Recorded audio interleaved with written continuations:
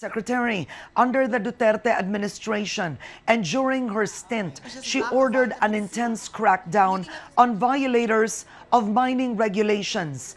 In May of 2017, the Commission on Appointments rejected her nomination. Prior to joining government, Lopez initiated various corporate social responsibility programs for the environment. She was managing director of the ABS-CBN Foundation, launching the Bantay Bata 163 program, the country's first hotline against child abuse. She also established the foundation's environmental arm, Bantay Kalikasan. God exists. He does. Whether you believe it or not, He does. He does exist. And if you can go into the quiet of your heart, you will feel that love is with you every single microsecond of the day, like every single microsecond of your existence. That love is there for you, and it's there unconditionally.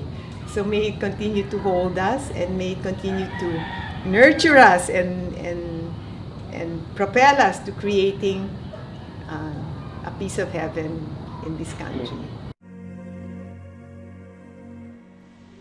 There will be a public memorial service at the La Mesa Eco Park on August 22 and 23.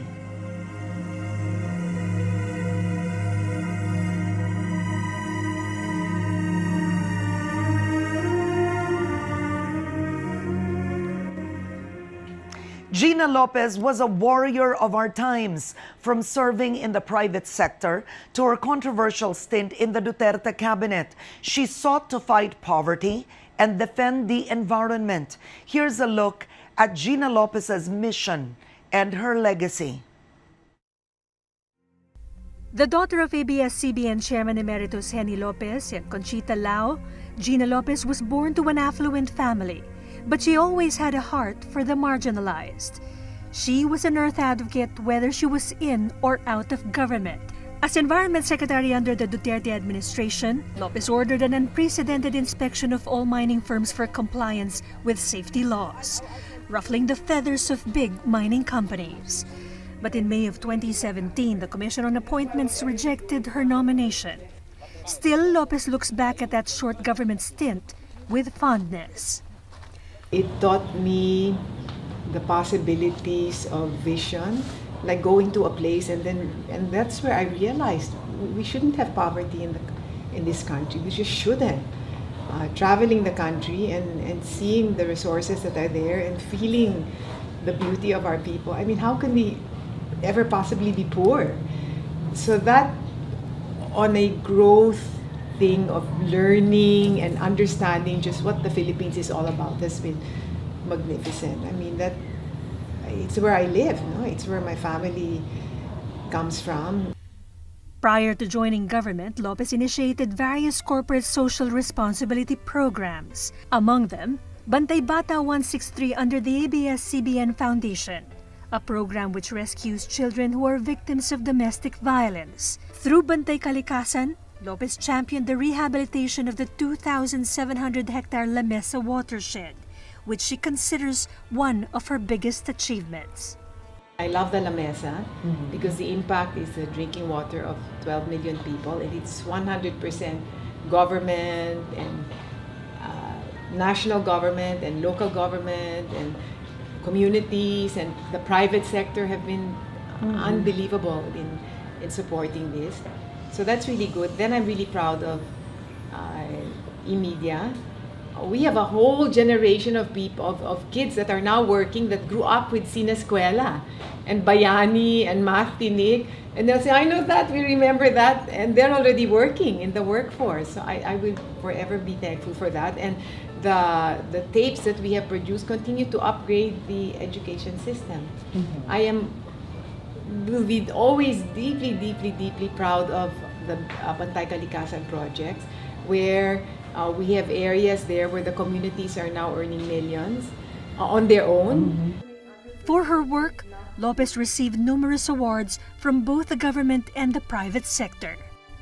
Caroline Howard, ABS-CBN News.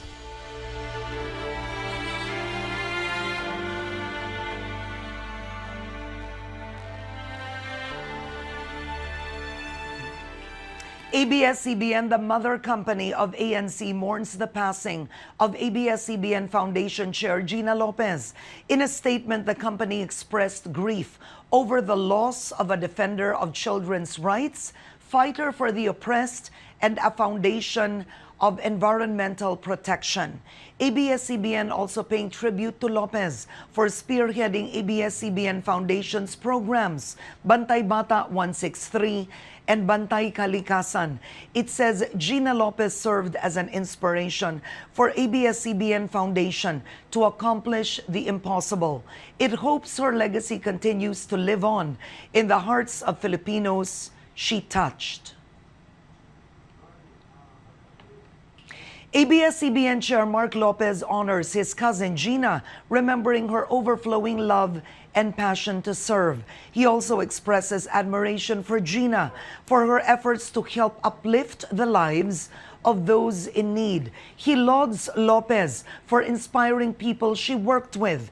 The ABS-CBN Chair says Gina will be greatly missed as the country loses an irreplaceable leader and crusader. Malacanang also sending its condolences to the Lopez family following Gina Lopez's passing.